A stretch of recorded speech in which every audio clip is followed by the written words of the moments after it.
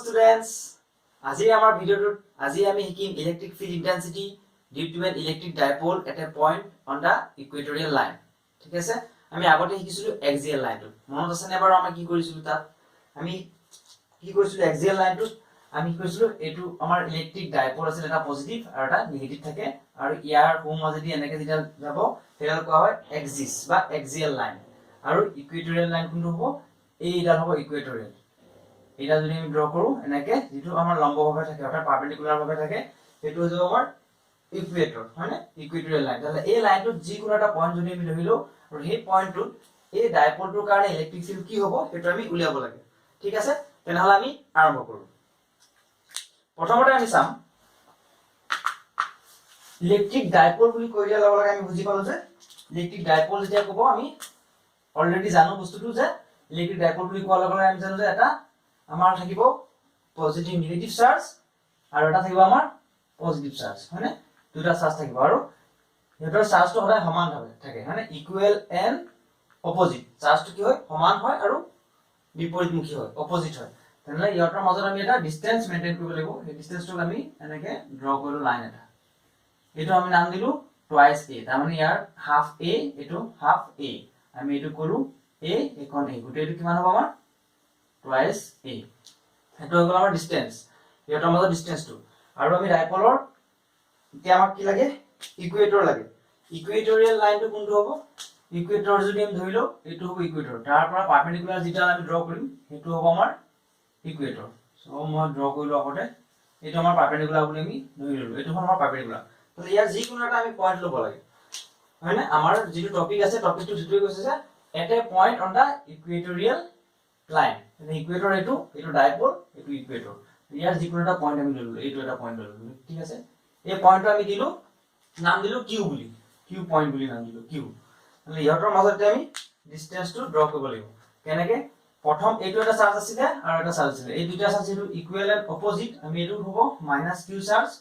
আৰু এইটো আমি কম প্লাস কিউ চাৰ্জ। দুইটাৰ আমি নাম দি দিলো, এইটো হ'ল আমাৰ এ আৰু এইটো হ'ল আমাৰ বি, মানে ইহঁতৰ মাজত যে ডিসটেন্স হ'ব, তাৰ মানে এইটো চাৰ্জৰ পৰা ইয়াৰ ডিসটেন্সটো কিমান সেইটো আমি চাম। সেইটো আমি ড্ৰ কৰিবলৈ একেবাৰে সহজ, আমি এনেকে ড্ৰ কৰিলে হৈ গ'ল। ইয়াতো ঠিক সেইদৰে আমি এইটো ড্ৰ কৰিব লাগিব, এনেকে হৈ গ'ল। এতিয়া আমাৰ কৰিবলগীয়া একোৱেই নাই। আমি যেহেতু জানো যে যদি এটা চাৰ্জ থাকে, হয়নে? এটা যদি চাৰ্জ থাকে তাৰ যিকোনো এটা পয়েন্টত, তাৰ চাৰিওফালে যিকোনো এটা পয়েন্টত যদি ইলেক্ট্ৰিক ফিল্ড এটা উলিয়াবলৈ হয়, ইলেক্ট্ৰিক ফিল্ড উলিয়াবলৈ হয়, ফিল্ডখন যদি উলিয়াবলৈ হয় কি কৰো আমি? আমি জানো যে ইহঁতৰ মাজত এটা ডিসটেন্স থাকিব। ডিসটেন্সটো যদি আমি r বুলি কওঁ তেতিয়া আমি জানো যে electric field E = 1/4 pi epsilon naught q by r square, হয়নে? এইটো হৈ যাব আমাৰ electric field at a point which is at a distance r from the charge q, হয়নে? এইটো আমাৰ এইটো ঠিক হেতৰ ইয়াত যদি আমি চাও এই গোটেই বস্তুটো আমি আঁতৰাই দিব পাৰো, এই গোটেইটো আমি যদি নাইকিয়া কৰি দিও, হয়নে? তেতিয়া আমি অকল এইটো পয়েন্ট পাম, এই বস্তুটো পাম, হয়নে? দেন অকল এই চাৰ্জটোৰ কাৰণে যেটো চাৰ্জ a নাম দিয়া হৈছে, এই চাৰ্জটোৰ কাৰণে এই পয়েন্টত আমাৰ ইলেক্ট্ৰিক ফিল্ড কিমান সেইটো আমি উলিয়াম। তাৰপিছত আমাৰ b চাৰ্জটোৰ কাৰণে কিমান ইলেক্ট্ৰিক ফিল্ড সেইটো আমি উলিয়াম। তাৰপিছত সেইটো আমি যোগ কৰি দিম, যোগ কৰিলে আমি যেটো টোটাল পাম সেই টোটালটো হ'ব দা ইলেক্ট্ৰিক ফিল্ড, হয়নে? এই চাৰ্জ টোটাল চাৰ্জটো নহয়, একচুয়ালি আমাৰ ইলেক্ট্ৰিক ফিল্ডৰ কথা কৈছো। এই চাৰ্জটোৰ কাৰণে যেটো ইলেক্ট্ৰিক ফিল্ড ইয়াত পৰিছে হ'ব আৰু ইয়াত যেটো ইলেক্ট্ৰিক ফিল্ড পৰিছে হ'ব, হয়নে? b চাৰ্জৰ কাৰণে এই দুটা চাৰ্জ মিলাই যেটো ইলেক্ট্ৰিক ফিল্ড ইয়াত পৰিছে হ'ব, সেই দুটা ফিল্ড আমি যোগ কৰি দিব লাগিব। আৰু হেইটা যোগ কৰিলে আমি ইয়াৰ total electric field at the point q পাই যাম। ঠিক আছে, যোগ কৰা পদ্ধতিটো অকমান মানে আমাৰ এটা স্টেপ এটা অলপ চাব লাগিব, তেতিয়া আমি পটককে যোগ কৰি দিব নোৱাৰো, আমি এটা স্টেপ চাই ল'ব লাগিব, কিন্তু সহজভাৱে পাৰিম বাৰু কৰিবলৈ। ঠিক আছে, তেনেহলে আমি চাওঁ। প্ৰথমতে আমি কি কৰিম এতিয়া আমি ভেক্টৰ ড্ৰ কৰি লও প্ৰথমতে। ঠিক আছে, যেহেতু এইটো এটা নেগেটিভ চাৰ্জ, আমি জানো যে নেগেটিভ চাৰ্জ হলে সদায় কি হয়, তাৰ পৰা ফিল্ড লাইনছবোৰ ভিতৰলৈ সোমাই আহে, এনেকে ভিতৰলৈ সোমাই। আৰু পজিটিভ চাৰ্জ হলে আমি জানো যে ফিল্ড লাইনছবোৰ বাহিৰলৈ ওলাই আহে, আউটৱাৰ্ড, হয়নে? তেনেহলে আমি ইয়াত ঠিক সেইটো ব্যৱহাৰ কৰিম। ইয়াত যেটো চাৰ্জ নেগেটিভ হয় আৰু ইয়াত আমি এইটো আমি ফিল্ড লাইন বুলি ধৰি লৈছো, তেনেহলে এইটো কি হ'ব, ফিল্ড লাইনটো ভিতৰলৈ সোমাব। আৰু এইটো যেটো পজিটিভ হয় ইয়াৰ ফিল্ড লাইনটো কি হ'ব, ওলাই আহিব। তেনেহলে আমি জানো যে ভেক্টৰ যিকোনো পয়েন্টত আমি এক্সটেন্ড কৰি থাকিব পাৰো। তেনেহলে আমি এই বস্তু ভেক্টৰটো কি কৰো, এফালে এক্সটেন্ড কৰি দিও একেটা ডাইৰেকচনতে। ঠিক আছে, ডাইৰেকচন চেঞ্জ হ'ব নালাগে, আৰু এইটো এফালে এক্সটেন্ড হৈ আছে। নহলে এতিয়া আমি কি কৰিম, এতিয়া আমাৰ কৰিবলগীয়া হ'ব যে প্ৰথমতে চাম যে যেটো আমাৰ EQ, মানে এই পয়েন্টত আমাৰ যেটো ইলেক্ট্ৰিক ফিল্ড হ'ব সেইটো নাম দিব পাৰো আমি কি বুলি, EQ যদি আমি নাম দি দিও, মই ক'লো যে এই পয়েন্টত যেটো ইলেক্ট্ৰিক ফিল্ড আছে সেই ফিল্ডটো কাৰ কাৰণে হ'ব, A চাৰ্জটোৰ কাৰণে আৰু B চাৰ্জৰ কাৰণে তেনে আমি কম যে electric field due to charge A plus electric field due to charge B হয়নে ঠিক আছে এটা আমি এটো কি কৰিম এটো যেটো ভেক্টৰ হয় এটা ভেক্টৰ হয় ইলেক্ট্ৰিক ফিল্ডটো ভেক্টৰ হয় আমি ভেক্টৰ ফৰ্মত লিখি দিম এনেকে ভেক্টৰ সিম্বলটো আমি দি দিলো হলনে প্ৰথম কামটো আমাৰ এইটো আমি মনতে ভাবি ললেও হ'ব আমি যেতিয়া আমি কৰিবলৈ সহজ হৈ যাব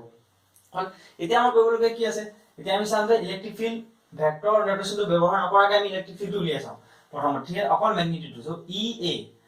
EA মানে এইটো A চাৰ্জটোৰ কাৰণে A চাৰ্জটোৰ কাৰণে কিউ পইণ্টৰ ইলেক্ট্ৰিক ফিল্ড কি হ'ব আমি ইয়াত সহজে কৰিব পাৰিম হেতু 1/4 পাই এপসাইলন নট আৰু যেহেতু চাৰ্জটো আমাৰ কি আছে কিউ তো আমি লিখিম কিউ বাই r নহয় এতিয়া আমি ডিসটেন্স কিটা আমি লিখা নাই হয় মানে আমি ডিসটেন্স কিটা লিখি লব লাগিব ইয়াত আমি ডিসটেন্সটো লিখিলো কেনেকে ইয়াতে আমি ডিসটেন্সটো লিখিলো ধৰিলো তোমাৰ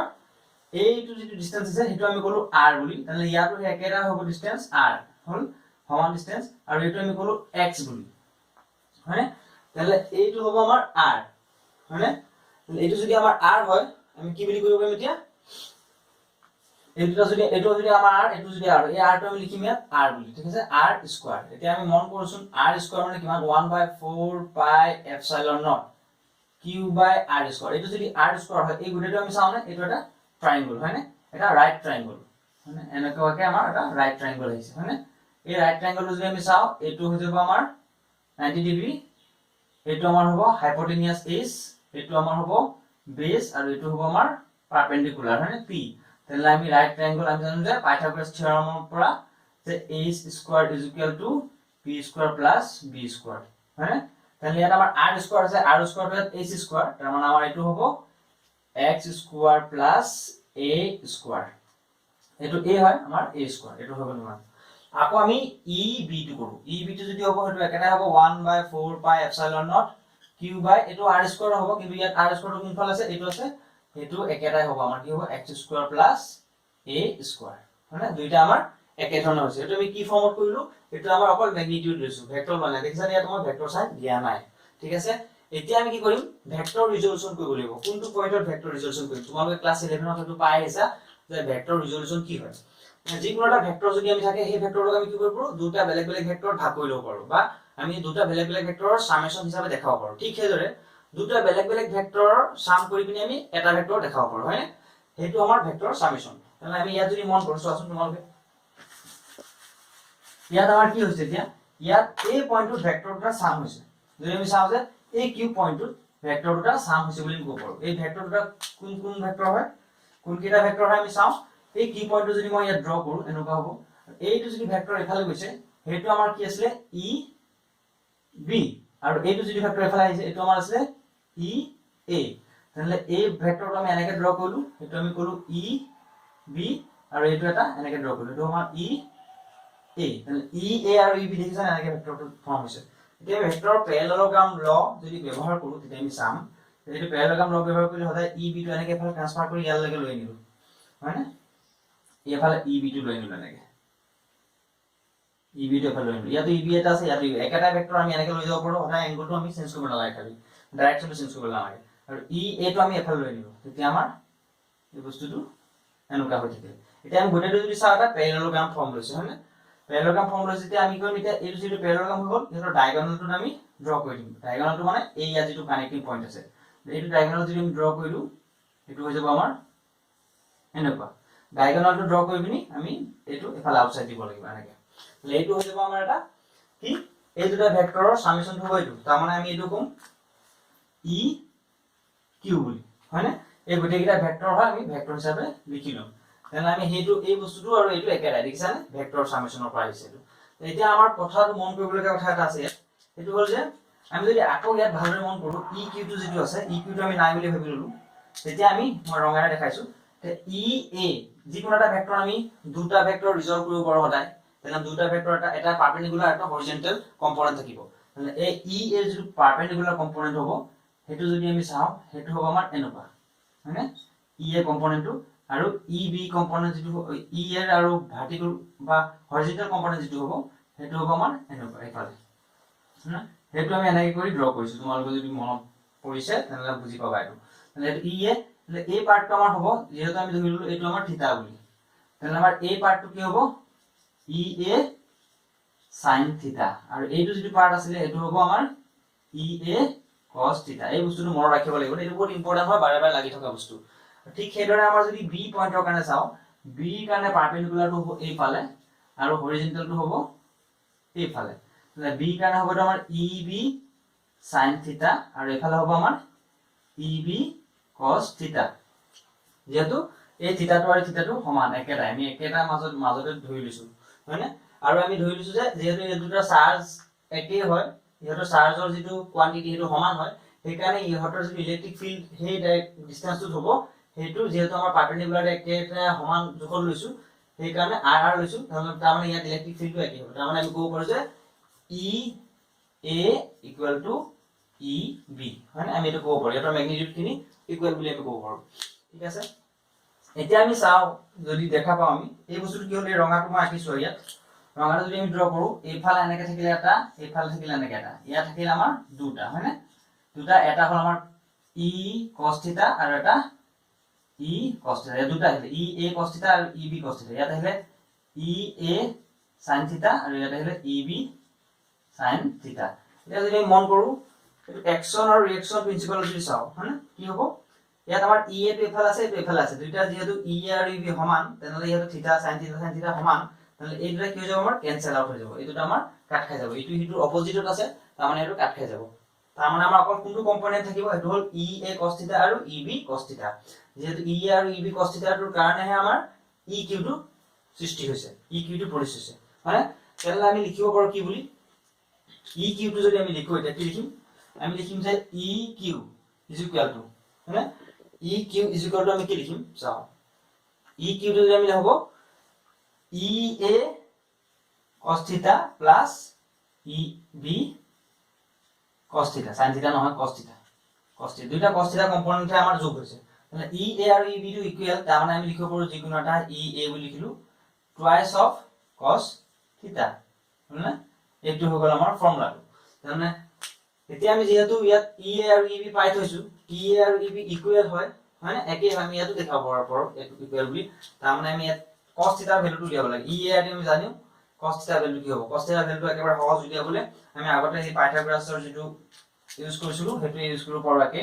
আমি জানো এনেকে আমি ট্ৰায়াঙ্গলটো ড্ৰ কৰি ললো হয়নে আমি এই ট্ৰায়াঙ্গলটো ড্ৰ কৰিলো বা এটা যিকোনো ট্ৰায়াঙ্গল ড্ৰ কৰিলো ইয়াত আমাৰ কি আছিল r ইয়াত আছিল আমাৰ x আৰু এইটো আছিল আমাৰ a তাহলে এই বস্তুটো আমাৰ হ'ব থিটা এইটো থিটা আৰু ইয়াৰ পৰা যদি আমি চাও এনেকুৱাকে আছিল আৰু এনেকে আছিল এইটো থিটা সমান হ'ব যেহেতু এইটো আৰু এইটো আমাৰ প্যাৰেলাল বুলি ধৰিছো সেইকাৰণে আমাৰ এইটো সমান হ'ব এইটো থিটা হ'ল তেনে ইয়াত cos থিটাটো আমি জানো যে cos থিটা মানে বেস বা হাইপোটেনিয়াস হয়নে বেস বা হাইপোটেনিয়াস বেসটো কোনটো হয় ইয়াত বেসটো হ'ল আমাৰ a আৰু হাইপোটেনিয়াসটো হ'ল আমাৰ হাইপোটেনিয়াস আমাৰ r মানে কি আমি জানো যে x² + a² হয়নে এইটো হৈ গল আমাৰ হাইপোটেনিয়াস x² + a² হয়নে বেস বা হাইপোটেনিয়াস কিন্তু স্কয়াৰ আছে আমাৰ এটো কি কৰিব আন্ডাৰ ৰুট দিব লাগিব হ্যাঁ যেহেতু এটো পাইথাগোৰাছ থিওৰামৰ স্কয়াৰ আহিব কিন্তু হাইপোটেনিয়াস স্কয়াৰটোৰ আন্ডাৰ কৰিলে আমি অকল হাইপোটেনিয়াসটো পাম মানে এটো হ'ব আন্ডাৰ ৰুট তেনে আমি কি লিখিব পাৰো টুৱাইস EA মানে কোনটো EA মানে এইটো হয়নে যিকোনো এটা লিখিলে হ'ব EA তেনে এটো হ'ব আমাৰ 1/4 pi epsilon naught q by x² + a² হয়নে cos থিটা মানে আমি কি পালো এটো সো a by আমি কি লিখিম x² + a² যেটো আন্ডাৰত আছে হেতু আমি পাৱাৰ হিচাপে লিখিব পাৰো টু দি পাৱাৰ হাফ হয়নে এটো আমি লিখি দিলো এতিয়া আমি চাম কি এতিয়া আমি কৰিব লাগিয়া ইমানখিনি নাই এতিয়া এইখিনি হৈ গৈছে এতিয়া এইখিনিত আমি কি কৰিব পাৰো অলপ সলিউশনটো সলভ কৰিব পাৰো কেনে কৰিব পাৰো আমি চাম এতিয়া যদি আমি চাও এটো আমাৰ কি হ'ব 2 আছে হয়নে 2qa হয়নে আমি জানো যে যেটো ইলেক্ট্ৰিক ডাইপোলৰ যেটো ফৰ্মুলা আছে হয়নে ডাইপোল মোমেন্টৰ ফৰ্মুলা এটো মোমেন্টৰ ফৰ্মুলা p আছিল p আমাৰ কি আছিল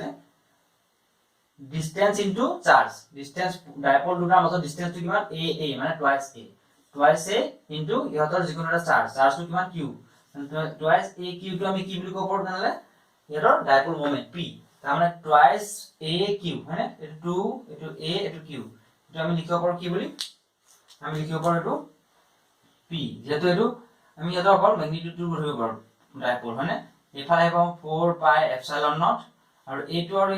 আমি একেটাই হয়নে ইয়াত হাফ আছে তাৰমানে ইয়াত 1 টা আছে তো 1 প্লাস হাফ মানে আমাৰ হ'ব 3/2 এইটো হ'ব আমাৰ x square plus a square to the power 3/2 হয়নে এইটো হৈ যাব আমাৰ এইটো ফৰ্মুলা তেনেহলে আমি electric field at the point q পাই গলো এইটো আমাৰ ইম্পৰ্টেন্ট ফৰ্মুলা এটা আমাৰ কি ফৰ্মুলা হ'ব যে এইটো আমাৰ যেটো ইকুৱেটৰ আছে ইকুৱেটৰৰ যেটো লাইন আছে সেই লাইনৰ যিকোনো এটা পইণ্টত যদি আমি ইলেক্ট্ৰিক ফিল্ড উলিয়াবলৈ হয় কাৰ কাৰণে উলিয়াইছো এইটো ইলেক্ট্ৰিক ফিল্ডটো হ'ব এই ডাইপলটোৰ কাৰণে হয় না দুটা ইকুৱেল এণ্ড অপোজিট চাৰ্জ যদি এটা ডিসটেন্সত সেপাৰেট হৈ থাকে তেতিয়া সেইটো ডাইপল বুলি কোৱা হয় হয়নে তেনেহলে আমি এইটো উলিয়ালো এতিয়া আমাৰ কিছুমান কন্ডিশন আমি এপ্লাই কৰিব পাৰো উদাহৰণস্বৰূপে আমি কন্ডিশনটো চাব পাৰো যে ইয়াত যেটো আমাৰ L আছে বা টুৱাইস A আছে ঠিক আছে নে এই ইয়াৰ পৰা আমি চাব পাৰো ইয়াৰ পৰা যদি আমি চাও ইয়াত আমি চাও টুৱাইস A আছে এই টুৱাইস A টো যদি আমাৰ সৰু হয় বহুত মানে কাৰ লগত এই ইহতৰ মাজৰ ডিসটেন্স যেটো আছে এই ডিসটেন্সটো হয় এই ডিসটেন্সটো x আৰু এটো টুৱাইস A যদি ওচৰত হয় বহুত সৰু হয় তাৰমানে আমি ক'ব পাৰো এটো বহুত সৰু x if twice A is very small as compared to x হয়নে তেতিয়া আমাৰ কি হ'ব যেটো twice A আছে বা যেটো A স্কয়াৰ আছে হেতু আমাৰ নাইকিয়া হৈ যাব হয়নে হেতু যদি আমাৰ নাইকিয়া হৈ যায় এই ফৰ্মুলাটো আমাৰ কি হৈ যাব যে এই ফৰ্মুলা যেটো আছে আমি ক'ব পাৰো যে এই ফৰ্মুলাটো এটো যেটো আছে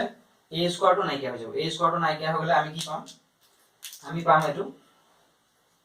EQ P টো আমাৰ থাকিবই ঠিক আছে এটো আমাৰ ডাইপল মোমেন্ট আৰু ইফালে 4 পাই এপসাইলন নট হৈ গল এফালে যেটো আমাৰ a টো নাইকিয়া হৈ গল এটো হ'ব x স্কয়াৰ এটো 0 হৈ গল 3/2 এটো 3/2 x স্কয়াৰ 3/2 মানে 2 2 ক্যান্সেল হ'ল এটো কি হ'ল x কিউব তাৰ মানে আমি ক'ব পাৰো p/4 পাই epsilon not x cube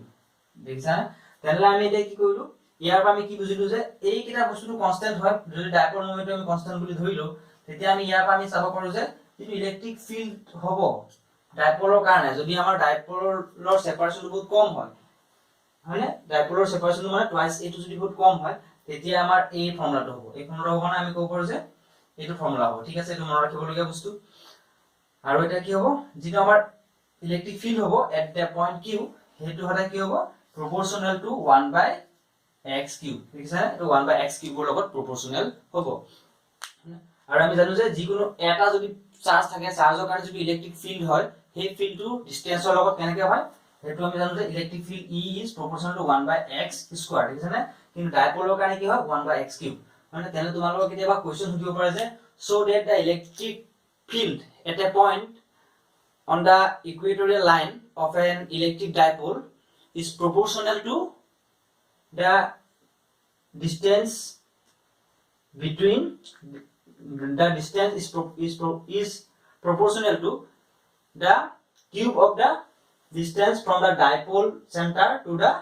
point of interest বা to the point at which electric field is calculated ঠিক আছে তেতিয়া আমাৰ কি হ'ব বস্তুটো যে এটো দেখুৱাব লাগিব যে EQ is directly proportional to 1/x cube বা আমি ক'ব পাৰো যে EQ is inversely proportional to x cube ঠিক আছে আৰু আমাৰ জেনেৰেল যদি ইলেক্ট্ৰিক ফিল্ড হয় এটা চাৰ্জৰ কাৰণে তেতিয়া হেতু কি হয় 1/x স্কয়াৰ হয় ঠিক আছে আৰু এক্সিএল ৰ যদি আমি মনত পেলাও এক্সিএল ৰ তো আমাৰ কি আছিল হেতু যদি আমি চাও তেতিয়া আমি দেখিম যে এক্সিএল আৰু ইকুৱেটৰিয়েল হয় না এক্সিএল আৰু ইকুৱেটৰ যেটো দুটা আছে হেতু আমি যদি চাও ই এক্সিএল হল আৰু আমাৰ আৰু ই ইকুৱেটৰিয়েল হয় না যেটো ইকুৱেটৰ থাকে হেতুৰ কাৰণে আমাৰ হঠাৎ কি ফৰ্মুলাটো 2 হয় তাৰ মানে এক্সিএল টো হঠাৎ টুৱাইস অফ ইকুৱেটৰ হয় মানে এক্সিএল টো হঠাৎ টুৱাইস অফ ইকুৱেটৰ তোমালোকে এক্সিএল ৰ ফৰ্মুলাটো কি আছিল চাই লবা বা ইকুৱেটৰৰ লগত 2 এটা মাল্টিপ্লাই কৰিলে হৈ যাব ইয়াত যদি আমি 2 এটা মাল্টিপ্লাই কৰিলো ইয়াত যদি আমি 2 এটা মাল্টিপ্লাই কৰিলো তেতিয়া আমাৰ এটো কি হৈ যাব এক্সিএল হৈ যাব হয়নে তাৰমানে আমাৰ টুৱাইস p হৈ যাব এক্সিএল ৰ কাৰণে কি হ'ব টুৱাইস p/4 পাই এপসাইলন নট x কিউব